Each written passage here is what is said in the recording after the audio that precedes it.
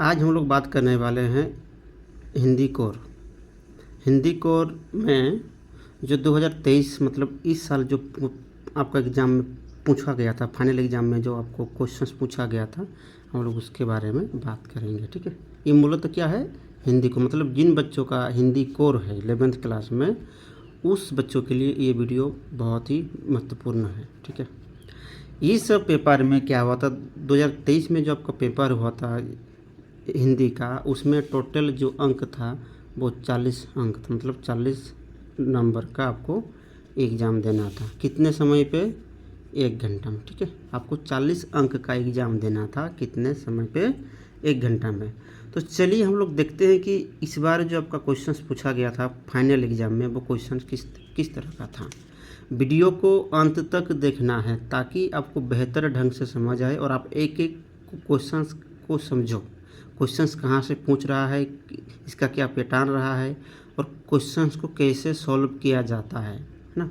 इसलिए वीडियो को अंत तक देखना है। 1 मिनट देख करके अगर छोड़ के भाग जाओगे तो आपको कुछ नहीं मिलने वाला है। इसलिए हम कहते हैं कि आप लोग वीडियो को अंत तक देखें। ठीक है, तो चलिए हम लोग शुरू करते हैं कि आपका क्वेश्चंस कैसे पूछा गया था 2023 में। तो देखिएगा कि यहाँ पे सबसे पहला आप जब देखिए क्वेश्चन ग्रुप ए में जो है, ग्रुप ए में अपठित बोध है। मतलब अपठित बोध मतलब होता है कि आपके सामने कुछ पंक्तियाँ रहेगा और उस पंक्तियाँ के नीचे 4 से 5 क्वेश्चंस रहेंगे। यहाँ पर देखिएगा आपका निम्नलिखित पद्यांश को ध्यानपूर्वक पढ़कर प्रश्न संख्या 1 से 4 के लिए सही विकल्प का चयन कीजिए। मतलब देखिएगा आपको ये क्या है, पद्यांश मतलब कविता, मतलब आपके पास कविता रहेगा 3-4 पंक्तियों का, और उस कविता को पढ़ करके आपको उसका आंसर्स देना है। ये कितना प्रश्न संख्या है, 1 से लेकर के 4 तक, मतलब आपको इस कविता से 4 क्वेश्चंस पूछा गया है। तो सबसे पहले हम लोग क्या पढ़ेंगे, इस कविता को पढ़ेंगे। कविता में क्या कहता है, नौजवानों आज का युग धर्म शक्ति उपासना है। आज का जो युग है वो क्या है, धर्म शक्ति उपासना है। बस बहुत हो चुकी है शांति की चर्चा यहाँ पर, हो चुकी अति अहिंसा तत्व की चर्चा यहाँ पर।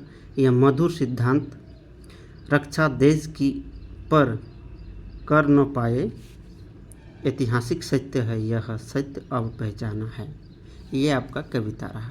आपको इसके बाद क्या करना है, देखिएगा यहाँ पे क्वेश्चन नंबर 1 में पूछा गया है, कवि किससे संबोधित कर रहा है, कवि किसे संबोधित कर रहा है। तो आपको इसका सही आंसर क्या होगा, हमने ऊपर में पढ़ा था, कवि जो है आपके नौजवान को संबोधित कर रहा है। ये था पहला क्वेश्चन नंबर 1 का आंसर। ठीक है, ये क्या था, आंसर था। हम लोग क्वेश्चन नंबर 2 पे आते हैं। क्वेश्चन नंबर 2 में आपको जो पूछा गया था क्वेश्चन वो इस तरह से था, तो इसको ध्यान से देखिए। इसमें कहता है, कवि किसकी उपासना की बात करते हैं, कवि जो है किसकी उपासना की बात करते हैं। तो इसका जो सही उत्तर रहेगा वो क्या होगा, शक्ति की उपासना की बात करते हैं। दोस्तों आप अगर इसको ठीक से पढ़ोगे, इनकी जो कविता है, तो कविता में सारा क्वेश्चंस का आंसर दिया हुआ है। तो हमने क्या जाना कि कवि किसकी उपासना की बात करते हैं, तो इसका जो सही उत्तर होगा वो शक्ति की उपासना की बात करते हैं। ये था दूसरा नंबर क्वेश्चन। तीसरा नंबर क्वेश्चन में क्या कहता है, वर्तमान युग का धर्म क्या है, वर्तमान युग का धर्म क्या है। तो इसका सही जो आंसर होगा वो क्या होगा, शक्ति का प्रयोग करना। आपके पास अगर शक्ति है तो वही आपका धर्म है। ठीक है, तो वर्तमान युग का धर्म क्या है, शक्ति का प्रयोग करना। जो चौथा नंबर क्वेश्चन उसमें क्या करते हैं, प्रस्तुत कविता का शीर्षक क्या है, मतलब ये जो कविता लिखा गया है उसका मेन मुद्दा क्या था, किस विषय पे लिखा गया था। तो आप जानोगे इसका जो विषय था वो क्या था, शक्ति का प्रयोग करना। क्या था, शक्ति का प्रयोग करना। ठीक है,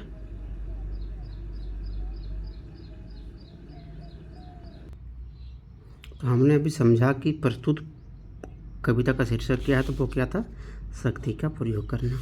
अब दोस्तों आगे का जो गद्यांश है, देखिए हम लोगों ने पहले क्या पढ़ा था, पद्यांश पढ़ा था। ये क्या है, गद्यांश। हमने आपको समझाया भी कि जो गद्यांश होता है वो किसी कहानी का रूप होता है, फिर किसी नाटक का रूप होता है, या फिर किसी उपन्यास का, या फिर किसी निबंध का। ठीक है, या फिर कुछ एकांकी का रूप होता है। ठीक है, तो हम लोग ये जो पद्यांश है ये कविता का रूप नहीं होता, ये कहानी नाटक उपन्यास का रूप होता है। तो सबसे पहले हमको क्या करना है, बड़ी सावधानी से इस गद्यांश को पढ़ना है। और इस गद्यांश में जो है प्रश्न संख्या 5 से लेकर के 8 तक क्वेश्चंस पूछा गया है। मतलब 5 से 8 तक जो क्वेश्चंस पूछा गया है वो यहाँ से पूछा गया है। मतलब यहाँ से यहाँ तक के बीच क्वेश्चन, मतलब इसी के अंदर पे आपको क्वेश्चंस पूछा गया है और इसी के अंदर जो है आपका क्वेश्चंस का आंसर भी छिपा हुआ है। तो आपको बहुत सावधानी से पढ़ना है ताकि आप एक एक क्वेश्चंस को अच्छे से बना पाओ, उसमें किसी भी तरह की गलती नहीं करनी। क्योंकि गद्यांश और पद्यांश में जो क्वेश्चंस पूछा जाता है वो अधिकांश स्तर पे बहुत सरल रहता है और इसमें नंबर की कटौती नहीं होती है। आप इसको आसानी से समझ करके इसका सही उत्तर दे सकते हैं। तो सबसे पहले हम लोग पढ़ेंगे कि इसमें गद्यांश में लिखा क्या है। पर्यावरण की समृद्धि से मन एवं भावना का सहज विकास होता है। पर्यावरण और भावना के बीच बड़ा सूक्ष्म और संवेदनशील संबंध है। आज की स्थिति में जिस तरह शारीरिक और मानसिक रोगों की बाढ़ आ गई है, इसका मुख्य कारण क्या है? पर्यावरण का विनाश है। ठीक है। प्रातः पक्षियों की चहचहाहट से मन खिल जाता है। शाम की गोधूली बेला मूर्ति धूल प्रदूषण को नहीं फैलाती, बल्कि उसमें मिट्टी की भीनी खुशबू समाहित होती थी, जो मन प्राण को तृप्ति नहीं होने देती बल्कि पंच तत्वों की संतुलन भी कायम रखती थी। आज स्वार्थ केंद्रित मन सब कुछ हड़प लेना चाहता है। बटोरने की इस बेतहाशा आकांक्षा ने हमें विषाद से भर दिया है। बाहरी साधनों के ढेर से हम भीतर से प्राप्त के समान अतृप्त हो गए हैं तथा मनोरोगों से ग्रस्त होकर बुरी तरह आक्रांत हो चुके हैं। इनसे उबरने का एकमात्र उपाय है कि हम पुनः पर्यावरण को समृद्ध बनाएं। ठीक है, ये आपका था गद्यांश। अब हमें जो गद्यांश जो पूछा गया था, क्वेश्चन से पूछा गया, हमें उसका उत्तर लिखना है। तो सबसे पहले हम लोग क्या करेंगे, इसका क्वेश्चन को पढ़ते हैं। इसमें क्या लिखा है? पर्यावरण की समृद्धि से किसका सहज विकास होता है? हमने पहले टिक किया था, पर्यावरण की समृद्धि से किसका सहज विकास होता है। तो इसका जो सही आंसर होगा वो क्या होगा? ये वाला, मन की भावना का। हम लोग आप देखिएगा ऊपर हम उसको मतलब अंडरलाइन किए थे ना कि मन की भावना का विकास होता है। ये था क्वेश्चन नंबर 5। अब हम लोग आते हैं क्वेश्चन नंबर 6 पे। देखिएगा आराम से ताकि कोई दिक्कत ना हो। यहाँ पे देखिएगा क्वेश्चन नंबर 6 है। इसमें कहता है शारीरिक और मानसिक रोगों का मुख्य कारण है, क्या है? पर्यावरण का विनाश। ठीक है, पर्यावरण का विनाश का कारण क्या है? आज के लोगों में शारीरिक और मानसिक रोगों का मुख्य कारण बनते जा रहा है, आपके अकॉर्डिंग टू गद्यांश के अनुसार। और आपको इसमें एक बात ध्यान देनी है कि गद्यांश में जो बात कही गई है उसी के हिसाब से आपको उत्तर भी देना है, आपको अपनी तरफ से दिमाग नहीं खपाना है। ठीक है। 7वां नंबर जो क्वेश्चन है उसमें क्या पूछा गया है? मिट्टी की भीनी खुशबू किस समय आती है? तो हमने कहा था गोधूली बेला में आता है ना, जब सांझ का समय होती है उस टाइम पे आता है। 8वां नंबर जो क्वेश्चन है उसमें क्या है? शारीरिक और मानसिक रोगों से बचने का एकमात्र उपाय क्या है? शारीरिक और मानसिक रोगों से बचने का एकमात्र उपाय क्या है? वो क्या है आंसर इसका? पर्यावरण की समृद्धि करना। हम अच्छे ज़्यादा से ज़्यादा पेड़ लगाएं, पेड़ पौधा का रक्षा करें, तब क्या होगा? हम लोगों का शारीरिक मानसिक स्थिति ठीक ठाक होगा। यह था आपका 5 से लेकर के 8 तक का क्वेश्चन का आंसर। ठीक है, आ गया समझ में? चलिए हम लोग आगे बढ़ते हैं। ग्रुप बी देख रहे हैं। ग्रुप बी में अभिव्यक्ति और माध्यम सबको क्वेश्चन पूछा जाता है। पहला क्वेश्चन क्या था? 9वां नंबर क्वेश्चन किया तो उसमें कहता है जनसंचार माध्यम में रिपोर्टर को हिंदी में क्या कहते हैं? जनसंचार माध्यम में रिपोर्टर को हिंदी में क्या कहते हैं? तो उसका आंसर क्या होगा? सही आंसर होगा संवाददाता। 10वां नंबर जो क्वेश्चन उसमें कहता है समाचार लेखन में निम्नलिखित में किनकी भूमिका महत्वपूर्ण होती है? इसका जो सही आंसर होगा वो क्या होगा? समाचार वाचक। ठीक है। 11 नंबर जो क्वेश्चन इसमें क्या कहता है? सरकार के कामकाज पर निगाह रखना और उनकी गड़बड़ियों को उजागर करना कहलाता है क्या? इसका सही आंसर क्या होगा? वाक्च डाक पत्रकारिता। ठीक है, अब हम लोग आते हैं 12वीं नंबर क्वेश्चन पे। ठीक है, कितने नंबर पे क्वेश्चन पे, क्योंकि आप लोगों को पता है कि इस पेपर में टोटल आपको 40 अंक का क्वेश्चन पूछा गया था, तो हम लोगों को 1 से 40 तक का जो क्वेश्चन है उनको हमको उसका सॉल्व करनी है। 12वीं नंबर क्वेश्चन पे क्या कहता है कि सचिवालय के सभी पत्र लिखे जाते हैं। सचिवालय के सभी पत्र लिखे जाते हैं कौन से पुरुष में? उत्तम पुरुष, मध्यम पुरुष या अन्य पुरुष में? तो इसका जो सही आंसर होगा वो क्या होगा? उत्तम पुरुष में। ठीक है, समझ में आ रहा है? 13 नंबर जो क्वेश्चन में कहता है कि समाचार के मुद्रण माध्यम में किसे शामिल किया जाता है? समाचार के मुद्रण माध्यम में किसे शामिल किया जाता है? तो उसका क्या होगा आंसर? इनमें सभी, क्योंकि ये जो मुद्रण माध्यम है, मुद्रण माध्यम में आपका क्या आएगा? हम लोग जो प्रिंट करते हैं, जैसे हम लोग पत्र करते हैं प्रिंट, पत्रिका करते हैं ना प्रिंट, पम्पलेट करते हैं प्रिंट, समाचार पत्र करते हैं प्लेट, तो क्या होगा? समाचार पत्र भी होगा, पत्रिकाएं भी होगा, पम्पलेट्स भी होगा, इसलिए इनका सही उत्तर क्या होगा?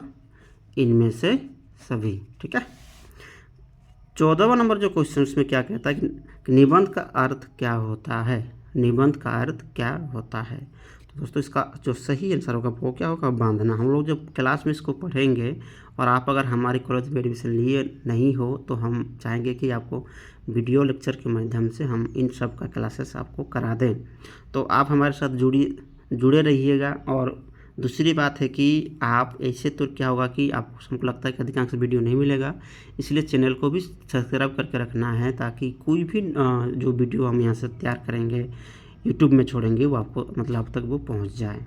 ठीक है, 15वां नंबर जो क्वेश्चन में क्या कहता है? लोकतंत्र के अविभाज्य अंग के रूप में किसे जाना जाता है? वो क्या है? इसका सही आंसर क्या होगा? पत्रकारिता। ठीक है, इसका सही आंसर क्या होगा? पत्रकारिता। अब हम लोग आते हैं 16वीं नंबर क्वेश्चन पे। 16वीं नंबर जो क्वेश्चन में क्या कहता है? समाचार पत्र में कितने यहाँ पे प्रकार होगा? ठीक है, यहाँ पे प्रकार हो, थोड़ा मिस्टेक हुआ है, टाइपिंग मिस्टेक। तो हमने क्या देखा कि समाचार पत्र में कितने प्रकार के होते हैं? इसका सही आंसर क्या होगा? 6। ठीक है, इसका सही आंसर क्या होगा? 6। 17वां नंबर जो क्वेश्चन में क्या कहता है? सिनेमा और रंगमंच की तरह रेडियो एक दृश्य माध्यम नहीं, बल्कि क्या है? रेडियो हम लोग क्या करते हैं? रेडियो से हम लोग सिर्फ सुनने का काम करते हैं। हम लोग सिर्फ रेडियो से क्या करते हैं? सिर्फ सुनने का। हमें कभी रेडियो में दिखाई देता कुछ चीज़ नहीं। तो जो चीज़ हम सिर्फ सुनने का काम करते हैं, जिससे हम उसको क्या कहेंगे? श्रव्य माध्यम कहेंगे। 18वां नंबर जो क्वेश्चन है उसमें क्या लिखा है? जनसंचार का प्रमुख उद्देश्य क्या है? जनसंचार का क्या है प्रमुख उद्देश्य? तो सूचनाओं को परस्पर बांटना, विचारों की अभिव्यक्ति, जिज्ञासाओं का समाधान करना, इसलिए ये तीनों है। ठीक है, ये तीनों इसका आंसर है, इसलिए इसका जो सही आंसर वो होगा क्या होगा? इनमें से सभी। ठीक है, ये था आपका 18 नंबर क्वेश्चन का आंसर। वीडियो थोड़ा लंबा हो सकता है, तो आपको गंभीर होकर के थोड़ा समय निकाल करके वीडियो को पूरा देखना है, ताकि 2023 में जो क्वेश्चन पूछा गया था उसको आप अच्छे से समझ पाओ, उसको अच्छे से जान पाओ, उसी ढंग से आपको तैयारी भी करनी है। देखिए हमारे पास फिर से जो है ग्रुप सी में भी एक क्या आ गया है? पद्यांश आ गया। हमें इस पद्यांश को ध्यान से पढ़ना है, और पद्यांश में जो 19 से जो 22 तक जो प्रश्न पूछा गया है, लगभग 4 प्रश्न, उस 4 प्रश्नों का सही हमें आंसर देना है। इसमें क्या कहता है? मेरे तो गिरिधर गोपाल दूसरो ना कोई, जाके सिर मोर मुकुट मेरो पति सोई, छाड़ी दई कुल की कहानी कहाँ करियो कोई, संतन ढिंग बैठी बैठी लोक लाज खोई। ठीक है, ये जो पंक्ति है किसका है? ये मीराबाई का है। ठीक है, ये मीराबाई का पद है ना। इस मीराबाई के बारे में जिक्र किया गया। हम इसको पढ़ेंगे। आपका जो पार्ट 2 है, मतलब पार्ट का जो दूसरा क्रम है हिंदी कोर में, उसमें लगा हुआ मीराबाई का पद। इसमें क्या कहता है? प्रस्तुत 19 नंबर में अब देखिए क्वेश्चन, प्रस्तुत काव्यांश के रचयिता कौन है? तो कौन होंगे आपके? मतलब इस जो काव्यांश को रचा गया उसके रचयिता कौन है? मीराबाई। आगे आपको दूसरा क्या है, गोपाल शब्द का प्रयोग किसके लिए किया गया? तो आप लोग जानते होंगे कि जो गोपाल है वो श्री कृष्ण के लिए किया जाता है। किसके लिए किया जाता है? श्री कृष्ण के लिए किया जाता है।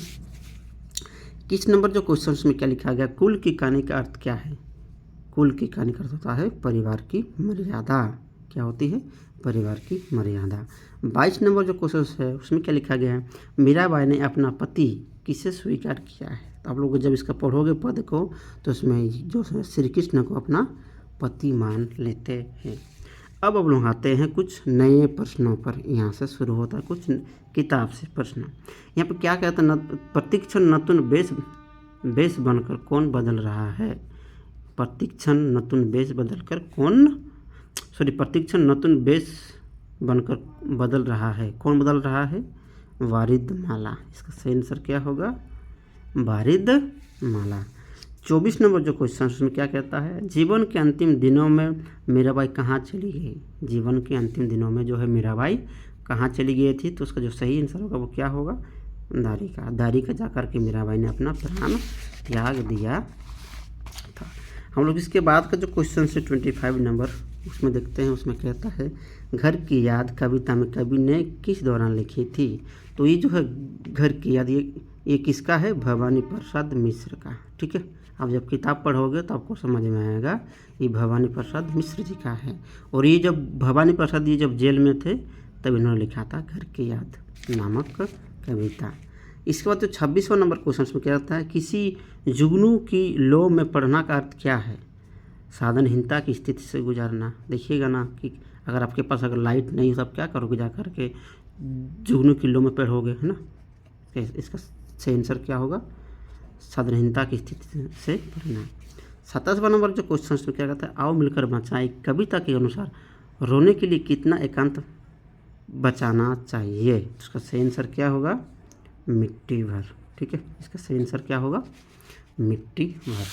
हम लोग थोड़ा आगे बढ़ें। आगे देखिएगा फिर से आपको एक गद्यांश पूछा है। मतलब अब तक हमने जो पढ़ा अभी तक 2 पद्यांश आया था और फिर से एक गद्यांश, मतलब टोटल 2 पद्यांश और 2 गद्यांश, मतलब 4 4 8 8 × 2 मतलब 16 नंबर गद्यांश और पद्यांश से ही आपको पूछे जाएंगे। इसलिए गद्यांश और पद्यांश को अच्छे ढंग से समझना है। चलिए हम लोग थोड़ा पढ़ लेते हैं इसको। इसमें क्या लिखा है, फिल्म का काम मतलब आगे भी 2.5 साल चलने वाला है। इस बात का अंदाज़ा मुझे नहीं था, इसलिए जैसे जैसे दिन बीतने लगा वैसे वैसे मुझे डर लगने लगा। अप्पू और दुर्गा की भूमिका निभाने वाले बच्चे अगर ज़्यादा बड़े हो गए तो फिल्म में वो दिखाई देंगे, लेकिन मेरी खुशकिस्मती से उस उम्र में बच्चे जितने बढ़ते हैं उतने अप्पू और दुर्गा की भूमिका निभाने वाले बच्चे नहीं बढ़े।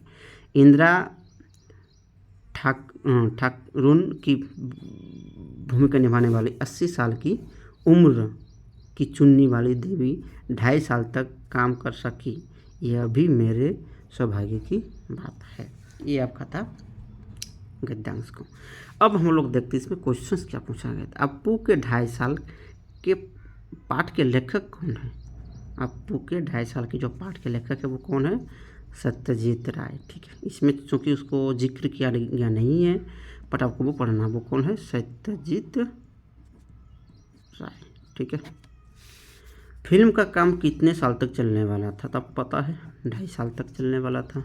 29वां नंबर क्वेश्चन है। इसके बाद जो 30वां नंबर क्वेश्चन है वो आगे है। इसमें कहता है, चुन्नी वाली देवी कितने साल की थी? आपको पता है 80 साल की थी ना। चुन्नी वाली देवी कितने साल की थी? 80 साल की थी। इसके बाद क्या कहता है, 31वां नंबर क्वेश्चन क्या कहता है, बच्चे किसकी भूमिका निभाने वाली थी? अप्पू और दुर्गा की। अब हम लोग आते हैं कुछ और नए क्वेश्चंस पे। इसमें क्या कहता है, गलता लोहा का मोहन किसका चहेता शिष्य था? गलता लोहा का मोहन किसका चहेता शिष्य था? वो किसका था? त्रिलोचन, जो कि क्या थे? एक अध्यापक थे। ठीक है, अध्यापक थे। और मोहन जो था बहुत ही मेहनती लड़का था। ठीक है, बहुत ही मेहनती लड़का था।